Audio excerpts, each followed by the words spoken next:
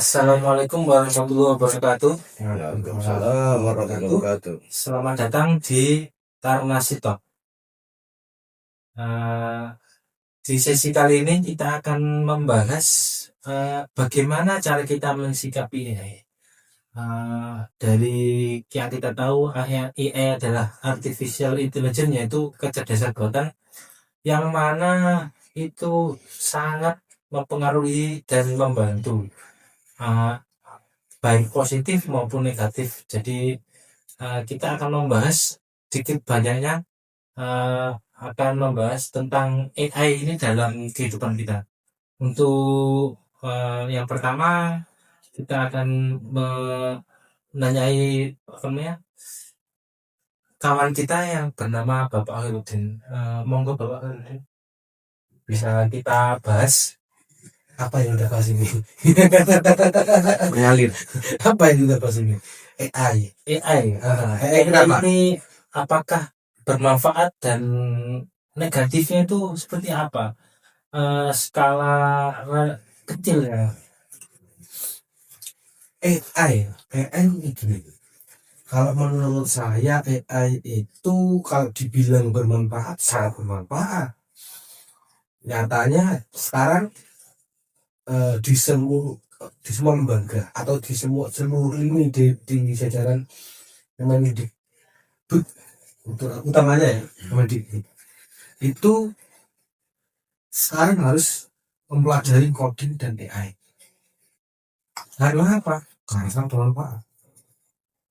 Contoh, gambar di dalam kanan. Simpel yang kita buat dari AI. Makanya sebab itu saya hasil. Itu salah satu contoh AI. Meringankan kita. Tapi dengan meringankan kita, otomatis menghilangkan tenaga. Jadi, oke, kita diringankan, oke, kita dimudahkan, oke, kita manfaatkan banyak. Mau kadang-kadang aja kalau aku lihat siswa kita pas ujian, kata itu jawabannya di foto, AI yang menjawab. Ternyata AI yang menjawab. Tapi nggak apa-apa, memanfaatkan. Tapi dari dia memfoto terus akhirnya menjawab, otomatis apa? Gue pikir santai bapak. Tur ada yang baru 3 mingguan kalau nggak salah. Di Jepang itu ada cewek yang menikah sama GPT. Sampai segitunya AI itu satu apa ya? Merubah pola pikir kita, merubah mindset kita bahwa saja AI itu adalah Tuhan. Jadi misalkan kan jadi ya sudah di Tuhan, ya sudah di konco, ya sudah di apa ya? Bisa jadi ya apapun lah. Padahal mereka itu nggak ada. Kalau saya selalu tadi, biasanya kan teknologi itu hanya sebatas untuk dimanfaatkan. Jadi sebagai asisten. Bisa jadi posisinya seperti apa? Ya bisa jadi asisten, jadi kawan aja sih. Hanya sebatas kawan menurut saya. Gak tahu kalau yang lain deh. Kalau saya musik kami hanya sebatas yus aku misalkan aku mau kopi, gak mungkin aku tanya kayak AI aku gak mau kopi, gak bisa. Takarannya, kalau dari takaran bisa. Mungkin bisa. Tapi kalau jadinya gak bisa. Fisik ya. Mungkin sekarang sudah ada mesin yang diprogram sama AI bisa menjadi bisa. Tapi hanya satu tuh. Sedangkan untuk teman sing koyo nggak bisa. Contoh, Pak Ambon aku kayak kopi, hasil Roto pahit. Roto pahit dan sebagainya. Kan bisa. Jadinya seperti itu. Kalau saya terfokus sama AI, enggak jangan. Jadi AI dari sebatas partner saya. Jadi penentuan posisinya itu harus dijelaskan di sini, AI itu tidak masuk dalam diri kita yang lebih dalam. Maksud itu sampai menjadi apa namanya pasangan atau kepercayaan gitu. Jadi hanya partner atau teman kita yang lebih pintar mungkin. Nah, kan gini, kalau bilang teman kita yang pintar, saya bisa mengatakan itu jangan juga, Bahaya berarti. bahaya. Jangan juga, kenapa gitu? Oh, kurang ngerti, misalnya apa ya? Hukum memang babi sebenarnya. Wah, banyak kayaknya. Bahaya tuh AI. Terus dia jawabnya menggunakan apa ya? Misalkan analogi yang dari bahasa dari agama-agama lain. Kan dia nggak sesuai, Enggak relevan. nggak relevan. Seperti jadi kita harus tahu batasan. Kapan saya misalkan begini? Saya tanya hukumnya mencium istri orang. Kan Liar. iya, nggak mungkin. Kalau saya misalnya tanya Pak Dedu, saya itu hukumnya nyium istri orang gimana? Jangan langsung di apa ya? Jawabannya jelas nggak boleh ya. Tapi kalau di AI, kita mencari dengan diri akhirnya kan. belum tentu. Nah itu, Bahaya. sesuatu yang bahaya dari sini. Mungkin gitu. Untuk Pak Deden bagaimana pandangan terhadap AI-nya sangat berkembang cepat, soalnya AI ini tidak bisa kita pungkiri perkembangannya sangat cepat itu. Mungkin yang dulu kita awal-awal itu cuma tanya hal-hal yang ringan, sekarang sampai coding, sampai segala macam hal video seperti ini itu bisa. Ini gimana untuk pandangannya dengan ini, manfaat dan mudaratnya, terus bagaimana cara kita mensikapinya? Kalau dalam pandangan saya, AI itu ini ngomong sendiri menurut saya. Dia itu dirinya sendiri, komunikasi satu arah. Jadi dengan siapapun dia komunikasi, siapapun yang nanya terhadap AI, akhirnya komunikasi satu arah. Akhirnya dia bertindak sebagai penentu AI. Mungkin kalau kita mundur ke sejarah masa lalu, kenapa orang sudah mulai menyembah berhala? Zaman dulu, sejadahnya Qabil itu nggak sampai mensekutukan Allah, tuh nggak ada ceritanya. Jadi mulai marah orang-orang menyembah berhala itu setelah zamannya Nabi Nuh. Sebelum zaman Nabi Nuh, orang masih melakukan kejahatan kriminal, tapi tidak ditemukan keburukan-keburukan yang mensekutukan Allah. Kenapa kok bisa muncul? Karena obsesi berlebih. Setelah sepeninggal Nabi Soleh alaihissalam, dan diceritakan pada waktu ada orang yang sangat rajin ibadah, sangat soleh, sangat baik, sampai orang-orang terkesima dengan kebaikan, terobsesi. Nah zaman dulu, setan, iblis itu bisa menggoda langsung secara live. Di zaman sebelum Kanjeng Nabi, setan itu bisa menggoda langsung, bisa turun langsung menggoda manusia dalam istilahnya malih rupa menjadi orang kampung, menggoda langsung. Oh, jadi kamu itu sedih ditinggal oleh orang yang soleh. Iya, saya senang dengan dia yang soleh. Jadi orang itu terobsesi berlebihan. Gampang kata setan yang sudah menjelma jadi orang kampung. Gini saja, nanti saya buatkan patung, saya ciptakan patung, nanti patung ini untuk mengobati rasa rindu kamu terhadap orang soleh tadi. Jadi buatkan patung. Orang yang lain yang melihat itu, bagaimana dengan kami kan beda kampung. Bagaimana kalau kami rindu dengan si orang tadi? Gampang kata setan, saya buatkan juga. Jadi setan membuatkan patung-patung lagi yang versinya menurut mereka. Iya. Menurut kampung A dan si B kan berbeda. Nah, digambarkan sesuai dengan keinginannya. Oh, orang soleh gambarnya seperti itu dibuatkan. Yang bisa mereka seperti ini yang Dulu dan pada waktu itu belum menyembah berhala, belum, hanya obsesi berlebihan. Dari obsesi dulu, obsesi berlebihan, baru nanti nyembah berhala kan maraknya setelah zaman Nabi Nuh.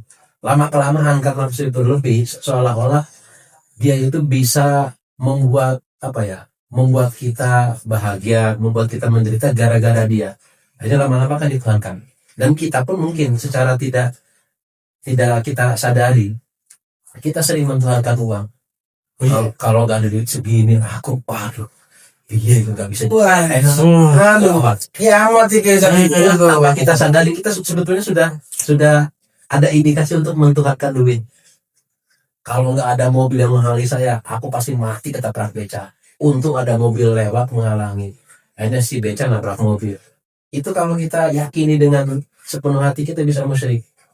Nah kemudian ada fenomena sekarang langsung aja mencolot ke AI. Mencolot ke AI itu kan sebetulnya AI itu sudah melakukan di luar batas. Padahal dia sendiri diciptakan oleh manusia. Tapi yang menciptakan dia akhirnya diatur oleh dia.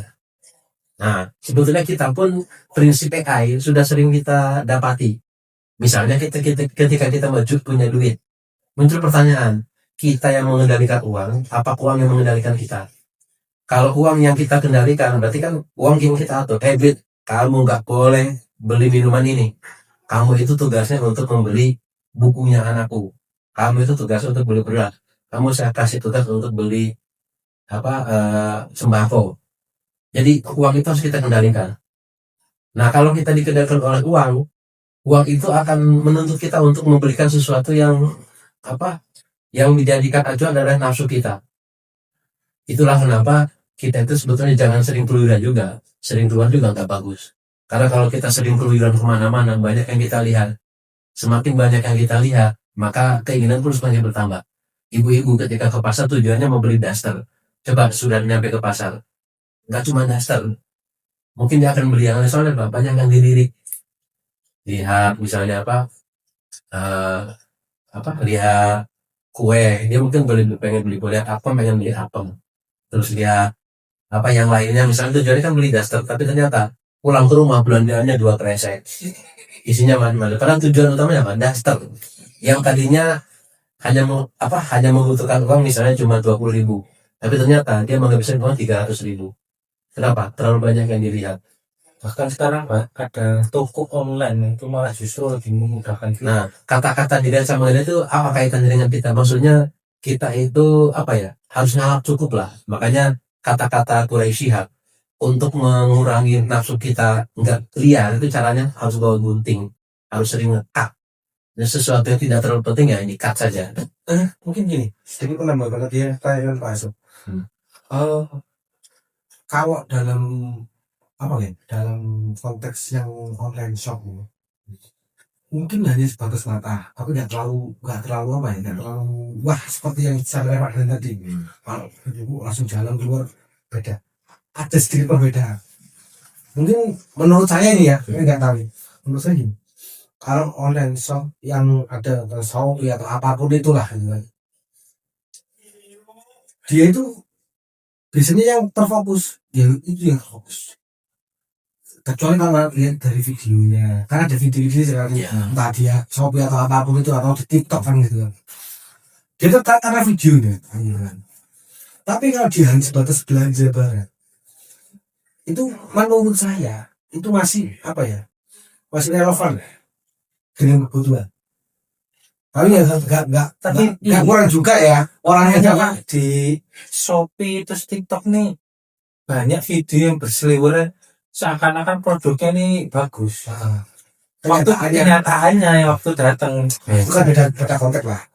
Kan ada harga dan ada gitu ada. Ini makanya tadi itu kita jangan terlalu obsesi oleh apapun, jangan terlalu terobsesi. Termasuk AI. Pengendalian diri. Nah, kenapa orang yang dikendalikan sampai nikah dengan AI? Kenapa? Karena dia sudah bukan dia mengendalikan AI. Silakan kita kalau konteks AI dia kan ada ngapun nih. Kalau konteksnya AI ini kan sama dengan robot. Nah, iya. Bahkan Alibaba sekarang itu tanpa kurir. Serius, Alibaba itu tanpa kurir. Sekarang dia itu pengirimannya menggunakan drone.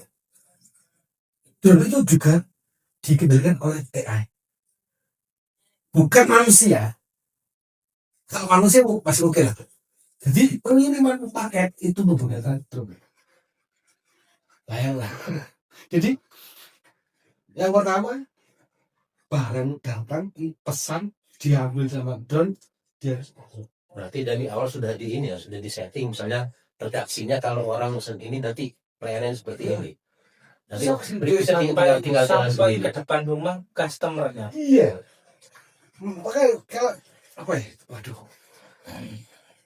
Dengan adanya AI ini akhirnya apa? Positifnya kan tapi ini apa namanya Apa? lebih efisien. Iya, pasti. Biayanya penekannya itu efisien. Pasti. Tapi Negatifnya. negatifnya kurang kemana? Dampaknya gimana? Dampaknya Pengambil paket kemana? Lapangan pekerjaan. Itu, waduh, apa ya? Contoh kayak ini aja.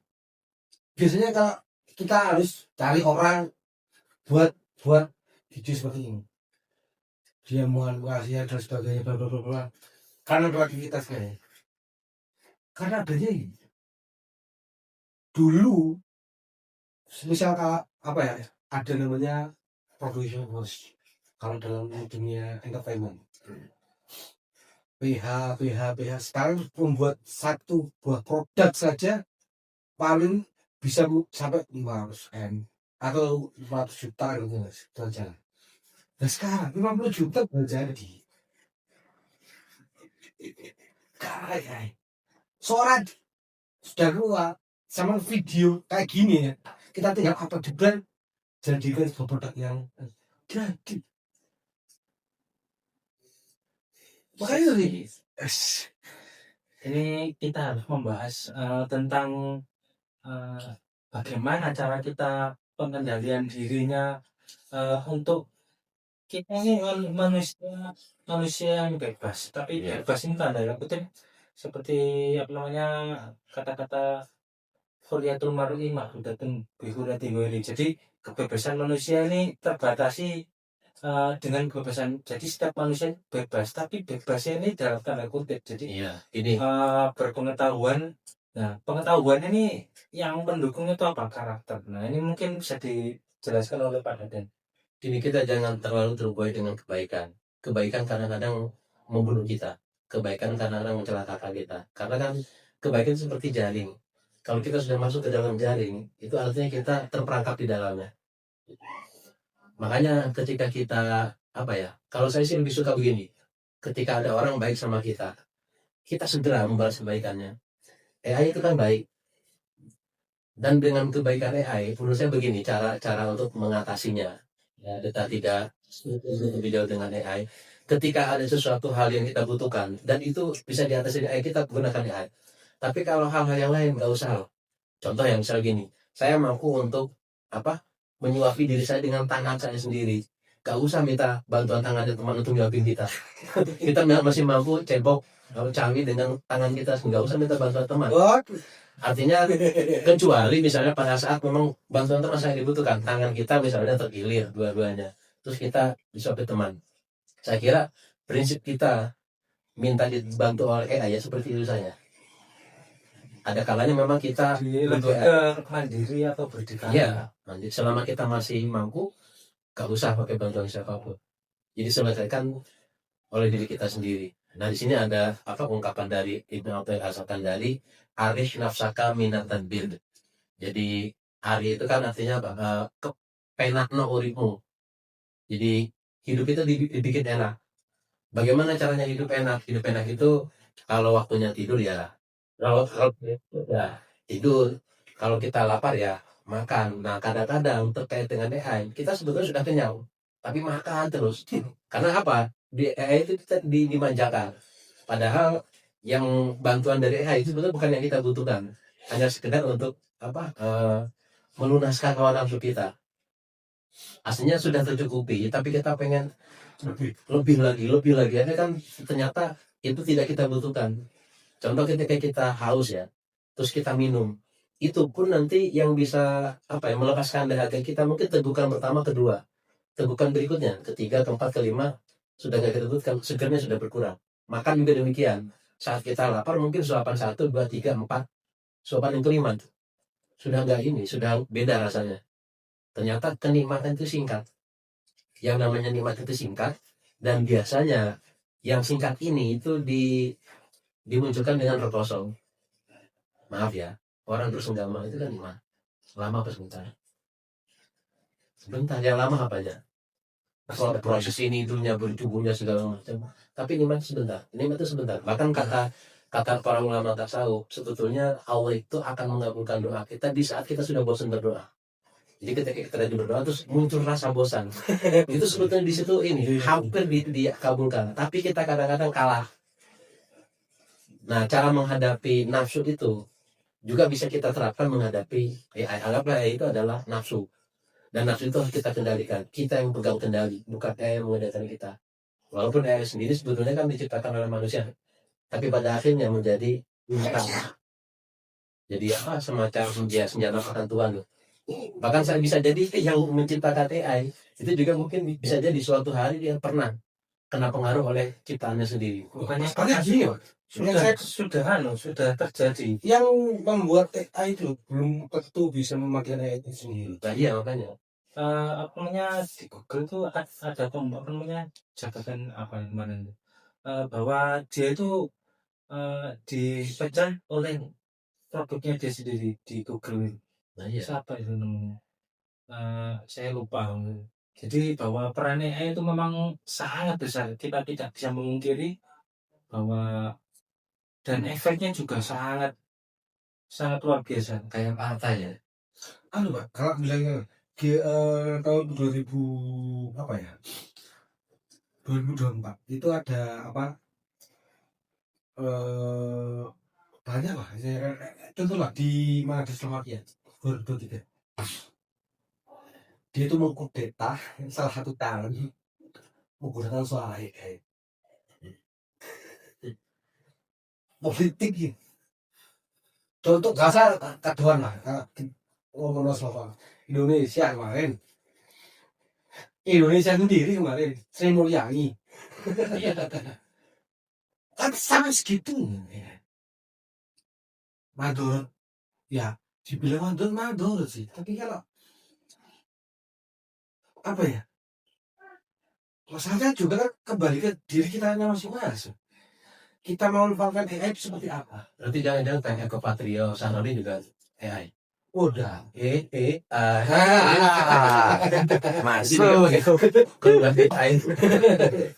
Korban. Gara-gara AI. Ya itu tadi. Dan bahkan kemarin saya sempat dengar apa ya? Sebuah video itu percakapan antara Dedi dengan ChatGPT. Ditanya, kamu bisa melihat saya? Jawabannya tidak. Terus ngomong ngalor itu terus dan apakah saya menggunakan baju putih? Dia kan pakai baju hitam.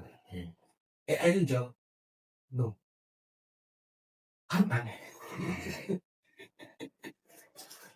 Dan pernah dalam video itu juga dia pakai topi, dia tanya apakah saya pakai topi, jawabannya iya. Terus ngomong lagi lalu itu dia pasti ini apakah saya pakai topi, jawabannya tidak. Padahal dia saat ditanya kamu tahu dari mana, kan ya bisa jawab ya.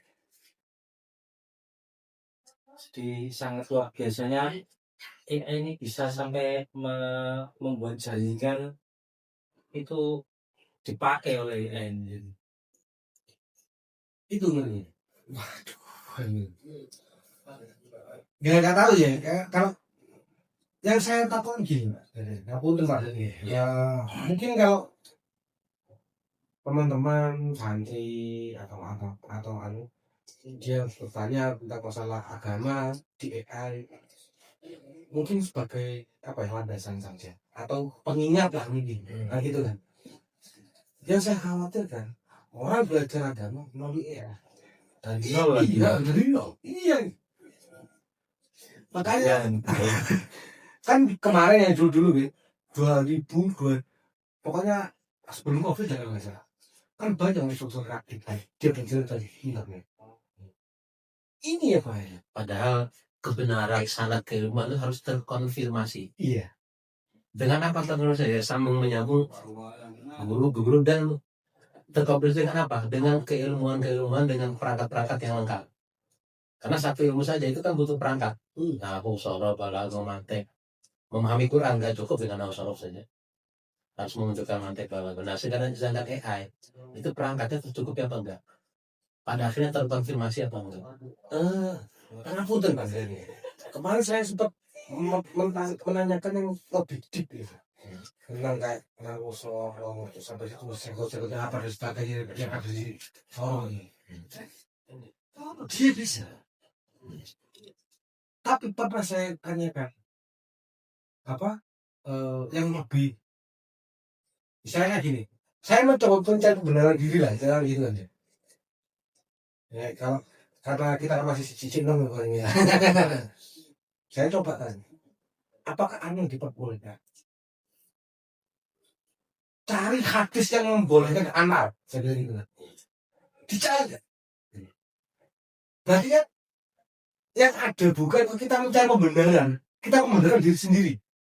Jadinya seperti itu. Iya. Jadi bukannya membatasi, malah kita membenarkan tindakan yang Iya, yang gitu. bagaimana? Soalnya kalau dicari-cari mesti akan ada ketemu. Nah gini ya, para ulama pun kan ada oknumnya. Entah ulama sekarang atau ulama di masa lalu. Ada. Mungkin mereka kan juga pernah mengupload di Google apa di mana, terus tercium oleh. Tapi ini versi lebih canggih. Ya secanggih apapun kan tetap ada ininya, ada limitnya nantinya. Secanggih apapun mesti ada limit. Limit di mana dia tidak bisa berkutik. Kan pada kan yang absolut kebenarannya, absolut kekuasaannya tetap Allah. Pada akhirnya. Nggak ada. Soalnya yang saya pahami gini Pak, di AI itu setiap kali kita apa ya, apa istilahnya kayak ngobrol gitu. Nah setiap kali kita ngobrol, dia itu merecord. Bisa menganalisa. Sampai Contoh ya kakak percaya, entah di GPT atau di Gemini, silakan dicoba. Sampai misalkan sekarang buat chat, saya dari PKB sini bla. Misalkan nama kepala sekolahnya Ahmad Hussein Ma'ruf, nah gitu kan jelas. Ini sampai tinggalkan. Kalau sampai pakai ini biasanya masih ingat lagi kan, oke, karena cara pengajaran masih ada. Saya baca baru. Saya mau buat RPP. Dia tahu PKB Nahdlatul Ulama nama kepala sekolah. Saya itu kok. data yang tersimpan. Ya, dia itu bukan hanya menyimpan, sekarang dia kreativitas loh bisa. Itu udah kita. Kalau menurut saya mau membuat rica-rica, misalnya listrik umum lah, buat rica-rica, mentok. Saya mau buat rica-rica, saya mau rasanya lebih kuat dan dia bisa memix lagi. Kreativitasnya dia itu lebih daripada kita. Nah sedangkan kalau dulu apa ya, kalau kita kan hanya sebatas Google, kreatif kita yang dia menentukan. Jadi sekarang enggak, otomatis apa, manusia apa ya kamu mungkin benar kata kejadian 10 tahun lagi manusia akan hilang. Tapi kalau saya kata-kata punah itu punah dalam arti fungsinya. Kalau manusia saya itu tetap ada. Sama seperti gini, kata-kata Cak Nun, Indonesia itu akan menjadi negara yang sangat maju, tapi bukan kita pemiliknya. Sama-sama seperti kata itu. Jadi tidak dalam arti harfiah berarti kan. Jadi saya menarik kesimpulan dari Bapak Udin itu bahwa AI ini sangat canggih, sangat canggih. Tapi menurut Bapak Dadan ini tetap ada limitnya. Tapi bagaimana kita mensikapinya? Apakah kita harus takut dan seumpama kita tidak takut itu bagaimana kita membentengi diri sendiri? Apakah dengan menambah wawasan atau dengan menguatkan karakter kita, pemikiran kita untuk tidak terlalu tergantung dengan AI dan kita tidak punya jalan lain tidak terlalu terfokus. Ini sangat canggih dan saya mempercayainya itu bagaimana? Saya Pak Udin ini menanggapinya sih.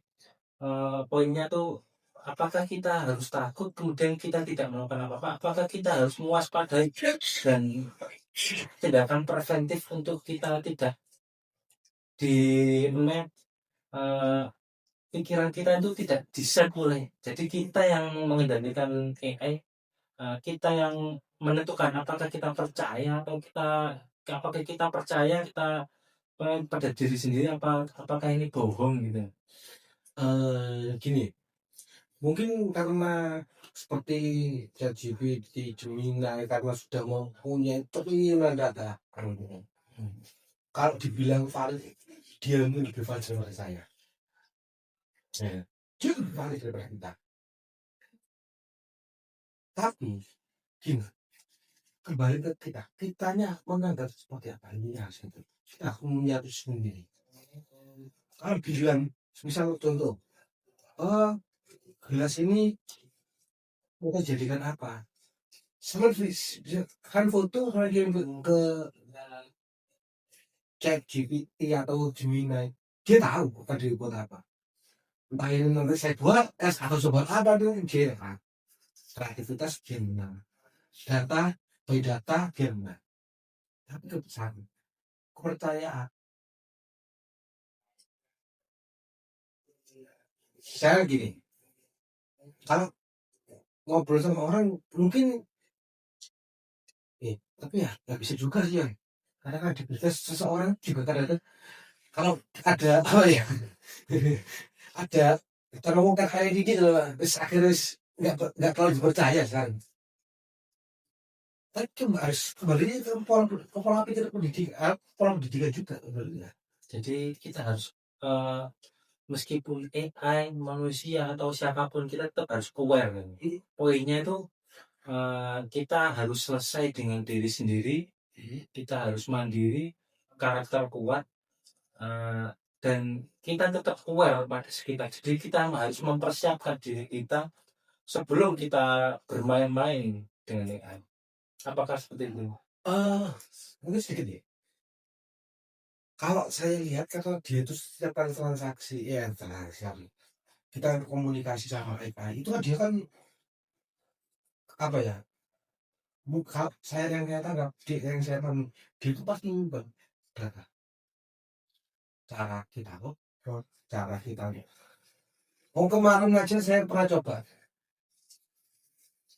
Kamu kalau ngobrol sama saya menggunakan bahasa Jawa, satu jangan baca siji, loro, tendes. Besok ya, saya coba lah. Sudah beda. Itu ngerinya AI.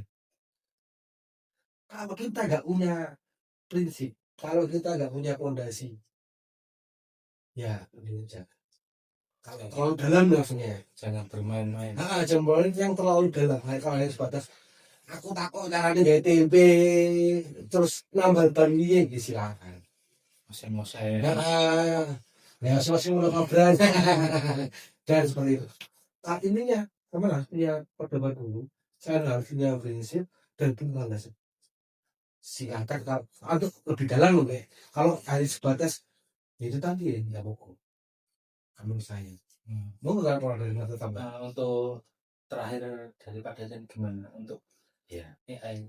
dalam prinsip susunan kalimat itu kan ada SPOK tuh, subjek, predikat, objek, keterangan. Di antara tadi itu SPOK itu yang paling punya pengaruh yang mana? Objek dan subjek. Enggak satu, yang paling punya pengaruh yang mana? Yang mengucapkan.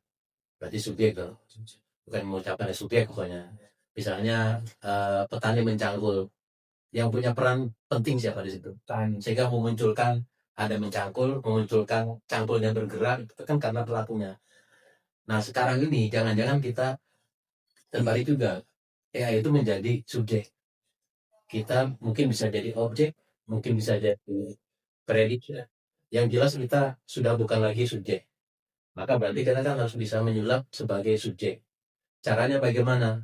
Ya caranya kita harus aktif memerankan diri kita. Artinya gini, segala masalah apapun sebaiknya kita selesaikan dengan cara kita, bukan dengan cara AI. Nah terkadang kita pun karena iseng-iseng tuh apa-apa nanya AI, apa-apa memanjakan diri. Sebaiknya kemanjaan kita itu mulai dihilangkan lah. Jangan manja lagi. Karena pekerjaan terbaik kan yang dilakukan oleh tangan kita sendiri. Artinya tidak mencampur tangankan orang lain dengan diri kita selama kita masih bisa. Tapi gini Mas, mungkin tadi yang di sebelumnya kan sempat saya bahas ada salah satu pengurus yang meskipun tahu AI itu bisa membuat coding gitu ya. Karena kalau dia nggak memahami akhirnya saja itu kan gini. Yang penting tadi yang pertanyaan Pak Sim, yang pertama di penguatan literasi digitalnya dulu. Yang penting. Jadi oh AI itu sebatas ini. Oh AI gini. Prosesnya. Jadi harus literasi digital harus lebih ditambah. Ya. Terus kedua itu intinya adalah jangan mudah memberitahu kekurangan kita atau data pribadi kita ke AI. Karena itu akan dijadikan sebagai feedback. Enggak ke kita, enggak tahu entah ke kita atau ke orang lain. Contohnya, aku naik ada setengah baru ini dan sebagainya. Oke, dia akan tapi digital feedbacknya biasa aja. Kalau dia harus menjadikan seorang yang lebih bijak, kan gitu kan ya. Nah, tapi di orang lain cara ini yang kita nggak tahu namanya bagaimana. Terus habis itu regulasi itu pun tadi saya sempat baca itu ada regulasi dari kalau nggak salah itu dari ini SE soalnya dalam Menkominfo nomor 9 tahun 2023 bahwasanya AI itu boleh diizinkan ya, dengan syarat yaitu kemanusiaan, keamanan, transparansi, akuntabilitas dan inklusivitas. Ya apa ya? Meskipun ada aturan itu, ada aturan seperti itu, tapi di Eropa lebih ketat. Kita yang masih ketat nongol. Makanya AI di Indonesia percaya nggak percaya sekarang lebih banyak berkembang biak di Indonesia daripada di luar.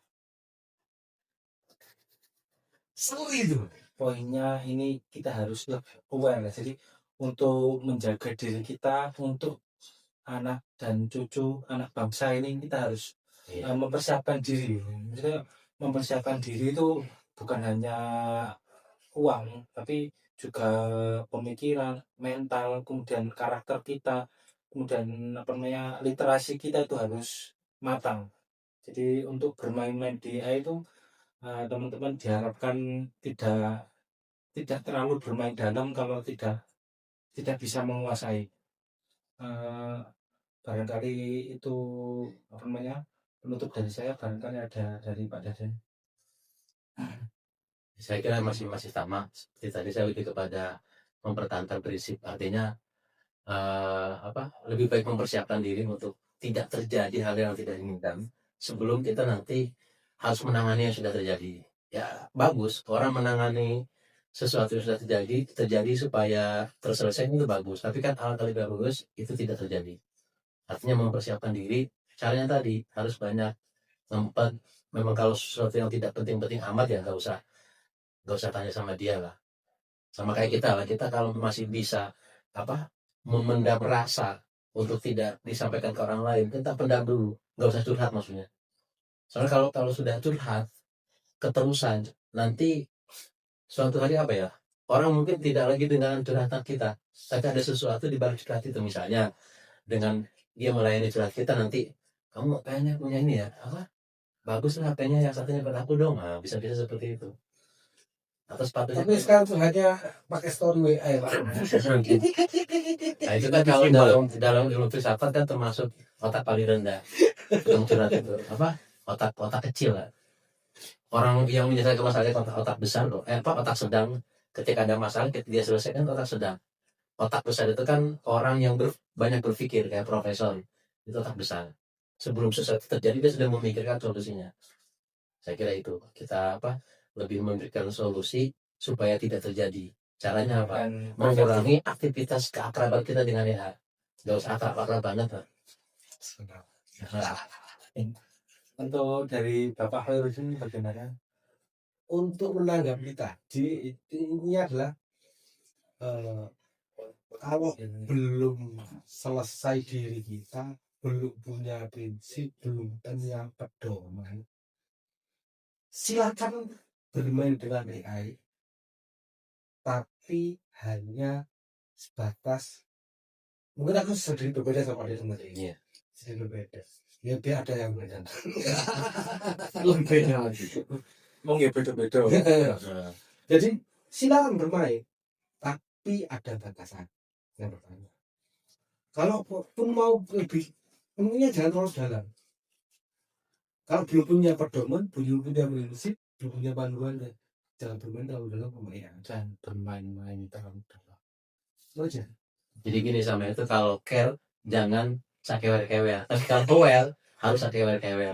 Artinya punya tindakan untuk menjauh itu betul-betul. Tapi kalau care jangan sakewer-kewer. Ya care ala kadarnya. Jangan aware. Care tapi enggak usah aware. Terima kasih.